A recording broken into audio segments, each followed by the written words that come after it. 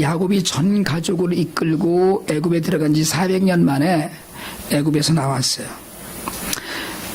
모세가 인도에서 나왔는데 나오는 그 과정이 순탄하지 않았어요. 10가지 재앙이 있었어야 됐고요. 마지막 재앙은 온 백성과 생명을 가진, 그러니까 가축과 사람과 가리지 않고 생명을 가진 모든 장자들은 다 죽는 그런 재앙을 맛보고, 그런 가운데 결국은 이스라엘 백성은 정말 그때 성경적으로 이야기하자면 많은 그 보물을 얻고 가진 소유를 가지고 떠났습니다. 더러는 확신을 가졌겠지만 사실은 이스라엘 백성 모두가 다 가나안 땅, 하나님이 여호와 하나님께서 조상에게 약속하셨다는 가나안 땅에 대한 확신을 갖고 떠난 건 아니었어요. 반신반의했습니다. 하나님이 약속하셨다는 이야기는 대대로 들어왔죠. 그리고 떠나자마자 만나는 것이 홍해입니다. 하나님의 이적과 그리고 결단하고 그 가운데 떠났는데 만난 것이 그 홍해예요. 이스라엘 백성들은 당시 전 세계 가장 강대국이라고 하는 애굽의 경제를 떠받치고 있던 노예들입니다. 우리가 통상 그냥 주석으로 대다수의 학자들이 대략 한 200만 내지 250만 아니겠느냐라고 성경에 근거해서 생각을 해요. 정확한 숫자는 아니지만 대략 그런 정도 됐을 거라고 이야기합니다. 그런 가운데 그 사람들이 다 한꺼번에 나갔어요. 노동력이 무너지는 거거든요. 그 트럼프 대통령이 무슨 불법 체류자 단속한다고 그래갖고 맨하탄에서 몇 번 파업했었잖아요. 그 서류미비 근로자들 파업. 그러니까 무너지는 거예요. 문 닫는 식당들 생기는 거고요. 실제로 애굽이 당시에 대략 인구를 300만 정도 이야기합니다. 애굽의 당시 인구를. 그리고 이스라엘 백성들이 250만인데 이게 다 나간 거예요. 경제가 어떻게 되겠어요? 이건 끝나는 겁니다, 나라가. 그러니까 바로가 정신을 톡 차리고 나니까 돌려보낼 수 없다 그래서 군대를 보냈어요. 군대를 보내서 결국은 다시 잡아오려고 왔습니다. 200만이 애 데리고 가진 것을 다 갖고 그리고 한 발 한 발 옮겨가는데 군대가 쫓아온 거예요. 뒤에는 군대가 쫓아오고 앞에는 홍해가 가로막았습니다. 사람들은 자주 잊어버리거든요. 그러니까 하나님이 우리에게 주신 복 중에 하나는 망각이라는 복이 있습니다. 아주 애기였을 때부터 지금까지 모든 것들을 너무 잘 기억하고 있으면 못 사는 일들이 많이 있어요. 그래서 때로는 우리가 잊어버려요. 그런데 우리가 잊지 말아야 될 것과 잊을 것이 따로 있거든요. 근데 우리는 거꾸로 잊어야 될 건 안 잊어버리고 있고 정말 잊지 말아야 될 건 후다닥 잊어버리고 그래요. 그래서 우리가 흔히 뭐 은혜는 물에 새기고 원수는 바위에 새긴다 이런 얘기도 하잖아요. 이스라엘 백성들은 이적을 보여서 애굽을 나오게 하신 하나님의 그 놀라운 이적을 금방 잊어버렸어요. 홍해 앞에서. 불안해서 부르짖습니다. 홍해가 가로막아서 정말 죽을 상황이에요. 그 부르짖음 가운데 하나님이 모세가 지팡이 든 손을 내밀어서 바다를 가르셔요. 동풍이 불었습니다. 성경이 밤새도록 동풍이 불어서 바다가 갈라진 사이에 땅이 마르고 그 땅을 건넜다고 얘기했어요. 가장 위험한 절체절명의 순간이었어요. 그리고 그 이스라엘 백성들이 다 홍해를 건넌 이후에 바다가 합쳐져서 애굽 군대가 수장이 되고 그리고 드라마가 끝납니다. 여기서 중요한 건 이스라엘 백성들이 살았고 애굽 군대는 다 수장되고 이게 중요한 것이 아니에요. 가장 중요한 건 애굽으로 돌아갈 길을 막았다는 거예요. 여러분 수백 년 노예 생활이 완전히 청산됐다는 겁니다. 끝났다는 거예요. 다시는 노예로 돌아가지 않아도 돼요. 다시는 노예 생활을 하지 않아도 됩니다. 이제 정말 독립한 자연인이고 독립한 민족이 되었고 자유의 몸이 된 걸 얘기해요. 바다를 건너면서 모든 것이 새로워졌습니다. 돌아갈 수도 없는 거니까요. 이제 새로운 게 됐거든요. 그래서 고린도전서 10장 1절 2절에서 바울이 이렇게 이야기합니다. 한번 같이 한번 읽을까요? 고린도전서 10장 1절 2절입니다. 형제들아, 나는 너희가 알지 못하기를 원하지 아니하노니 우리 조상들이 다 구름 아래에 있고 바다 가운데로 지나며 모세에게 속하여 다 구름과 바다에서 세례를 받고. 바울은 이 놀라운 역사를 세례 사건으로 기록합니다. 바다에서 다 죽었어요. 애국과 인연을 끊고 새 생명이 된 거예요. 그것이 세례입니다. 세례는 예수를 구세주로 영접한 사람들의 표징이거든요. 근데 이 세례에는 죄를 씻는다는 의미와 죽었다는 의미가 같이 있어요. 물로 씻고 죄와 결별하고 이제 새 사람이 되어서 옛날 사람은 죽은 거예요. 죄인이 은혜 받은 거라고 얘기하잖아요. 오늘 우리가 읽은 로마서 6장 1절 2절은 사실은 앞에 있는 로마서 5장 20절과 연관이 되어 있습니다. 이 구절을 들먹이면서 사람들이 흔히 죄를 많이 지으면 은혜가 많이 받는다고 억지를 부리는 사람들이 있어요. 바울 때도 그랬고요. 사실은 요즘도 가끔 이 성경 구절을 이야기하면서 은혜를 많이 받으려면 죄를 많이 져야 돼, 이러는 정말 말 같지 않은 이야기들이 많아요. 요즘도 툭하면 죄가 많아야지 은혜가 많다, 이건 망발이거든요. 이건 농담으로도 해서는 안 되는 이야기입니다. 가장 무식하고 가장 무서운 이야기거든요.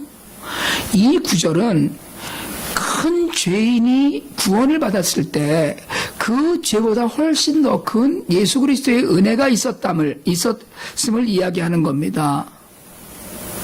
또는 여러분, 사람 뺨을 한 대 때렸다가 용서를 받은 사람과 사람을 칼로 찔렀다가 용서를 받은 사람은 조금 다릅니다. 죄의 경중이 있잖아요. 그러니까 같이 만약에 용서를 받았다면 그 용서를 받은 크기가, 느낌이 다른 거예요. 그렇듯이 우리의 구원, 이 로마서 5장 20절에서 이야기하는 죄가 더운 곳에 은혜가 더욱 넘쳤나니 하는 건 구원으로 끝난 사건을 이야기해요. 그러니까 우리가 지은 모든 죄, 우리가 갖고 있는 죄보다 훨씬 더 큰 은혜를 받고 구원의 자리로 왔다는 거예요. 그래서 그 억지를 쓰는 사람들 때문에 바울이 오늘 6장 1절 2절에서 이렇게 얘기합니다. 그런즉 우리가 무슨 말을 하리요? 은혜를 더하게 하려고 죄에 거하겠느냐? 여러분, 이 얘기거든요. 내가 은혜를 더 받겠다고 은혜를 더 받으려고 나가서 죄를 짓겠냐는 거예요. 단호하게 이야기합니다. 그럴 수 없느니라. 여러분, 우리가 지은 죄, 아담이 지은 죄보다 더 큰 분이 예수 그리스도고 그 은혜가 우리의 죄보다 훨씬 큰데 우리가 로마서 5장 20절 과거로 끝난 구절을 계속 들먹이면서 죄 가운데 계속 있으면 안 된다는 이야기예요. 여러분, 구원받은 성도들에게는 구원이 한순간으로 끝나는 겁니다, 사실은. 그래서 그 구원의 은혜를 누렸어요. 홍해를 건넌 거예요. 그리고 로마서 6장 전체는 사실은 성화에 관해서 이야기합니다. sanctification이죠. 우리는 구원을 받았지만 오늘도 여전히 세상 가운데 죄의 유혹 가운데 직면합니다. 이스라엘 백성이 홍해를 건넜어요. 가나안으로 가는 과정 가운데도 수도 없이 애굽으로 돌아가자고 이야기합니다. 목만 말라도 애굽으로 가자고 하고 배만 고파도 애굽으로 가자고 합니다. 심지어는 가나안을 정탐하고 왔는데 가나안 땅이 너무나 좋은 거예요.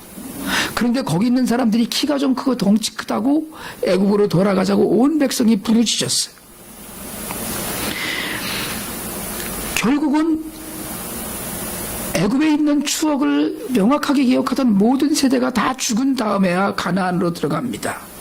그래서 로마서 6장 1절 2절은 구원받은 자의 이제 삶의 모습을 이야기하는 거예요. 우리가 죄에 대하여 죽었다는 건 우리는 더 이상 죄하고는 관계없는 삶이라는 거예요.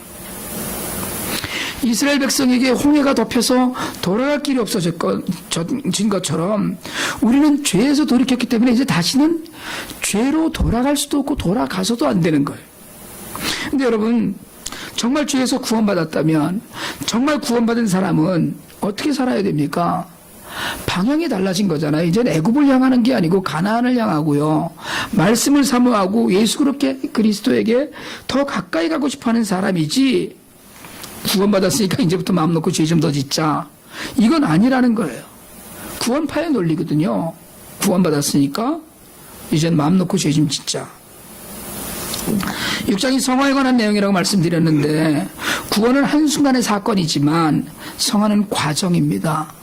꾸준히 정말 꾸준히 노력하면서 그 길을 벗어나지 않고 하나님을 향해서 가는 것이고요. 내 안에 임재하는 하나님의 나라를 지켜가는 거예요. 그래서 우리가 자꾸 잘하고요. 그 믿음 때문에 나는 날마다 죽는다라는 바울의 그 고백처럼 매일 죄를 회개하면서 점점 하나님께 가까이 가는 거예요. 점점 가나안 땅으로 가까이 가는 거예요. 여러분, 예수님이 부활하셔서 하나님 나라가 선포되었지만 예수님의 재림까지는 아직 하나님 나라가 완성되지 않았습니다. 그래서 우리가 지금 이 땅에 살고 있는 거예요. 그래서 우리가 죄가 많은 이 땅에 우리가 지금 살고 있어요. 하나님 나라는 이 땅에서 완성되지 않았어요. 하나님 나라의 완성은 주님의 재림이에요. 그러니까 우리가 세례를 받고 주 안에서 구원의 즐거움을 누린다고 해도 우리는 여전히 광야에 있는 백성처럼 죄와 과거의 유혹 속에 놓여 있을 수밖에 없어요.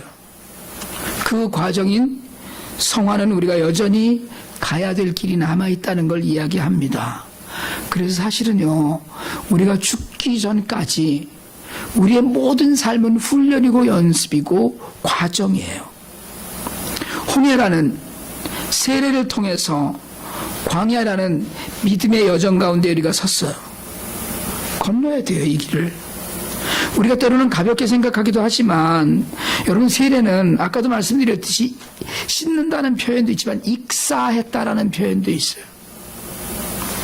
물속에 들을 집어넣고 죽었어요. 그러고 다시 사는 거예요. 그래서 로마서 6장 3절에서 예수와 합하여 세례를 받은 우리는 그의 죽으심과 합하여 세례를 받았다고 이야기해요.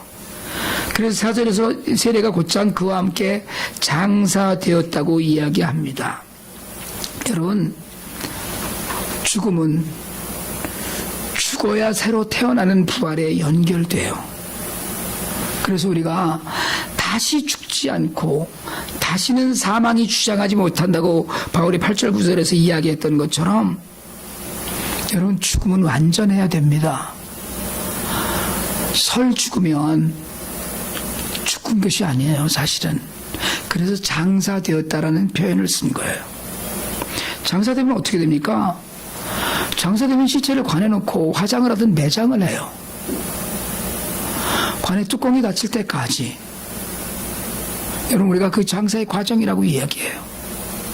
뚜껑이 닫히고 매장되거나 화장되면 끝납니다. 그것이 완전히 끝난 거예요. 바울이 오늘 우리가 그의 죽으심과 합하여 세례를 받음으로 그와 함께 장사되었다는 이야기는 우리의 과거의 모든 것이 죽었다는 거예요. 이미 끝난 거예요. 완전히. 더 이상 이젠 사람이 아니에요. 여러분, 장사된 사람 우리가 더 이상 눈으로 볼 수 없습니다. 자기 십자가를 지고 간다고 그러거든요. 나도 죽었다는 거예요, 사실은 이게. 그리고 돌아갈 수 없다라고 이야기합니다. 그래서 오늘 성경이 계속 죽음과 새 생명을 이야기하듯이 바울이 우리가 새 생명이 되었다고 이야기해요. 고린도후서 5장 17절 한번 읽을까요? 그런즉 누구든지 그리스도 안에 있으면 새로운 피조물이라 이전 것은 지나갔으니 보라 새 것이 되었도다. 여러분, 죽어야 삽니다. 내가 죽어야지 살아요. 완전히 새로운 사람으로 태어나려면 완전히 죽어야 돼요. 기독교는 종교가 아니에요. 기독교는 의식이 아닙니다. 기독교는 삶이에요. 여러분이 모여서, 우리가 모여서 하나님을 찬양하고 예배하는 건 우리의 기쁨을 표현하는 우리의 삶의 일부분이에요. 우리가 밖에 나가서 사는 것, 밖에 나가서 살면서 우리가 아침 저녁으로 정한수 띄워놓고 비나이다 하는 것이 아니고 하나님과 나와의 관계 안에서 내 안에서 살아계신 하나님의 모습을 보이는 것, 내가 죽고 예수 그리스도가 내 안에서 살아있는 것을 보이는 것, 이것이 기독교예요. 교회 공동체의 지체로서 여러분, 예수 그리스도에게 붙어서 옛사람은 끊어내고 새 사람으로 영원히 사는 것, 이게 기독교의 삶이에요. 그래서 오늘 우리가 읽은 본문의 6장 1절에서 11절까지 우리가 죽은 것과 새로 태어난 것을 계속 이야기합니다. 우리 11절 한번 다시 한번 읽을까요?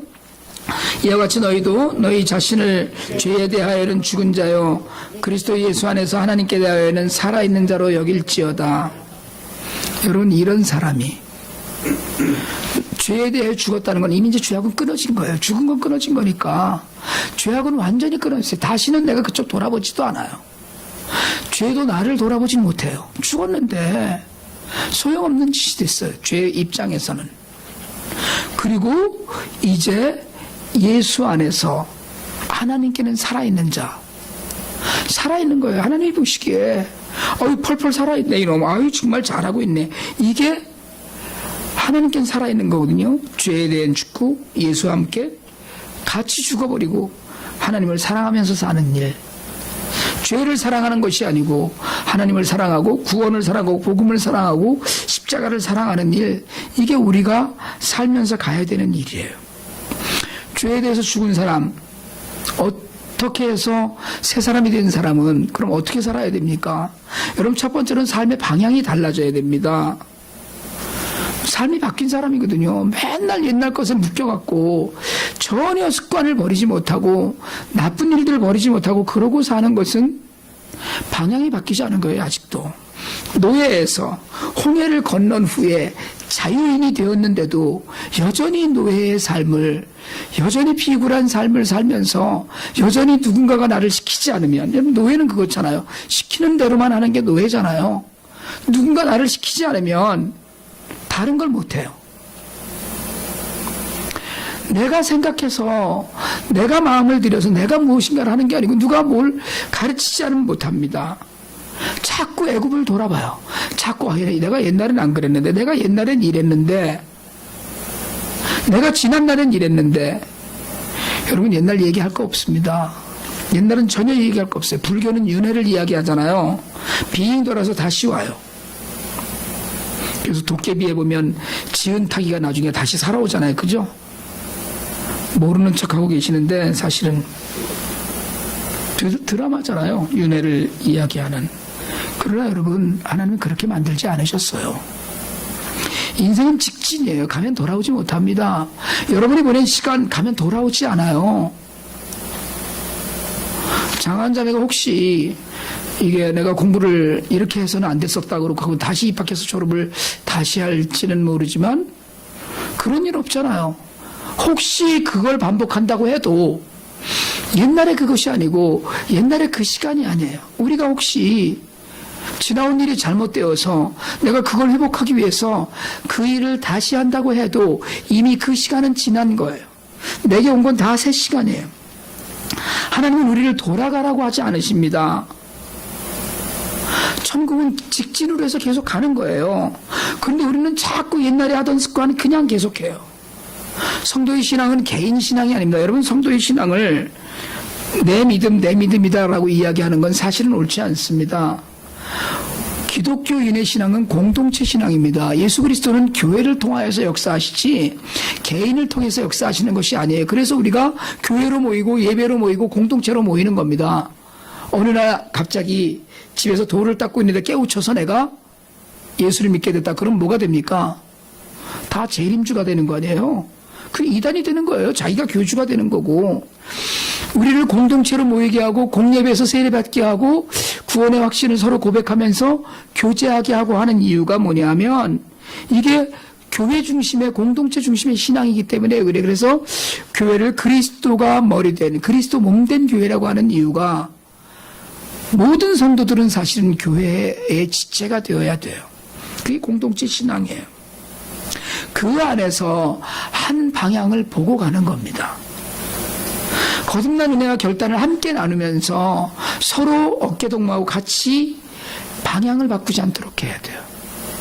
여기저기 돌아볼 거 하나도 없어요. 옆에 분들 인사 한번 하실래요? 똑바로 갑시다. 시작. 여러분, 정말 똑바로 가시길 바랍니다. 우리가요, 한눈 팔 때가 정말 많아요. 정말 한눈 팔 때가 많습니다. 한눈을 조금만 팔려고 하면 시험이 들어요. 조금만 누가 흔들면, 그러니까 믿음이 연약하면 조금만 누가 흔들면 자꾸 옆을 돌아봅니다. 어쩌냐게 저녁에 잠깐 갑자기 제가 아래층에서 예배 준비를 하고 있는데 7시 반쯤 됐나요? 천둥 번개가 꾸르륵 꽝꽝 치는 거예요. 혹시 들어보셨어요? 심장들이 커서 잘 못 들으셨구만. 제가 그걸 딱 듣는 순간에 회심의 미소가 딱 지어지는 거예요. 우리 집사람이 그걸 무지하게 무서워하거든요. 천둥 번개를. 너무 고소한 거예요. 사실은. 에? 근데 저는 그게 별로 안 무서워요. 왜? 나는 죄가 없어서. 제가 보기 우리 집사람 뭐 죄진 게 많은 것 같다 이런 생각을 가끔 하거든요. 우리는 옆에서 누가 툭 건드리기만 해도 화들짝 놀라기도 하고요.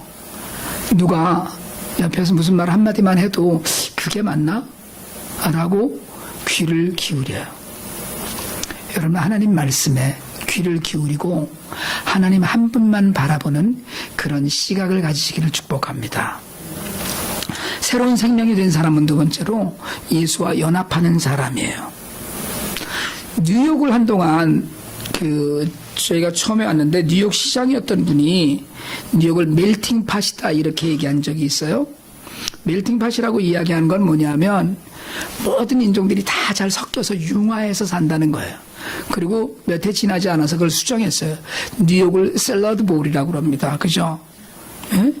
모든 인종들이 170 몇 개 인종이 모여서 뉴욕을 이루고 그래서 그 안에 다 섞여 있지만 다 각자의 자기의 특징을 갖고 섞여서 다인종 문화를 가지면서 뉴욕을 이루어간다는 거예요.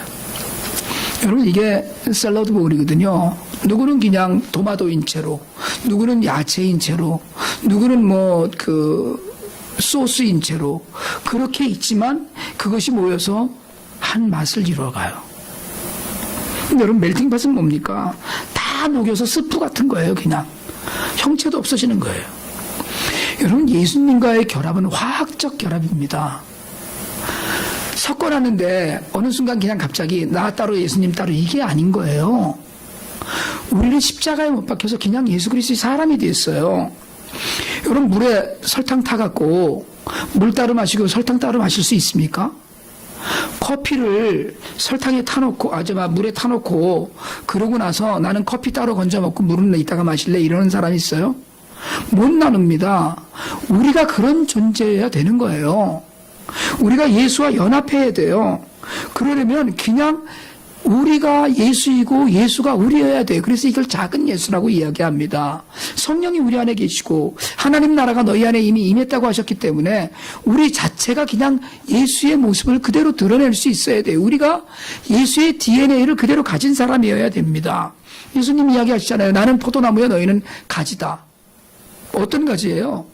우리는 예수님은 포도나무인데 나는 딸기 가지입니다가 아니고, 예수님은 포도나무인데 나는 사과 가지입니다가 아니고, 예수님이 포도나무라면 우리도 포도나무 가지여야 되고, 예수님이 사과나무라면 우리도 사과의 가지가 되어야 되는 거예요. 다른 이유가 없습니다. 거기에는 이게 하나가 되는 거예요. 통일되는 거예요. 제가 보이스카우트 17년을 했거든요.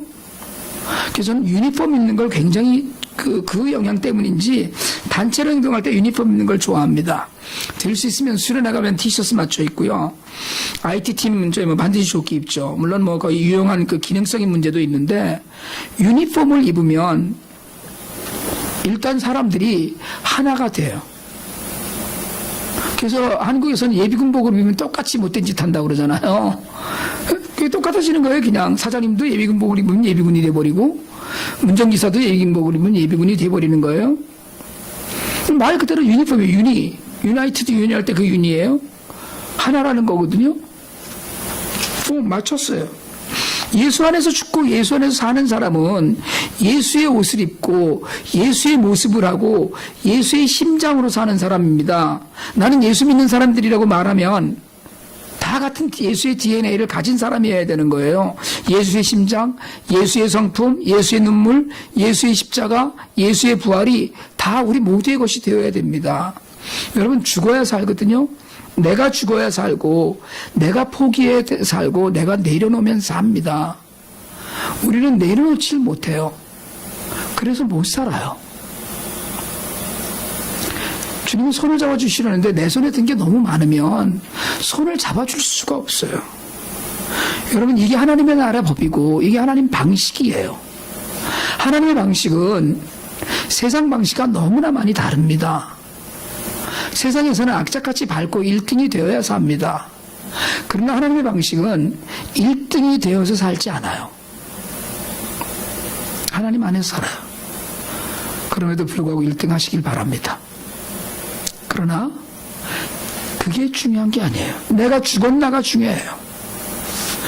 정말 여러분, 우리 모두가 자아를 죽이고 성령 안에서 정말 뒤돌아보지 않고 예수와 연합하는 삶을 살 수 있길 바랍니다. 새로운 삶, 새로운 결단은 예수님으로부터 오는 영광과 예수님으로부터 오는 기쁨과 예수님으로부터 오는 즐거움이 있는 삶이에요. 내가 내 노력 열심히 해서 나 혼자 애를 써서 돈 많이 벌고 부자로 살 수도 있습니다. 그러나 어려워도 힘들어도 예수가 주는 힘과 능력으로 우리가 정말 오직 예수로 누리는 기쁨은 내 노력으로 돈 많이 벌어서 누리는 그런 기쁨과는 비교가 되지 않아요. 곧 사라질 것들과 영원한 것들 사이에서 망설이지 마시길 바랍니다. 죽어서 사는 길은 예수 믿는 사람이 당연히 가야 되는 길이고 오직 한 길이에요. 다른 길이 없습니다. 이 길 위에서 돌이키지 말고 하나님의 영광을 보는 저와 여러분이 되시기를 주님의 이름으로 축원합니다.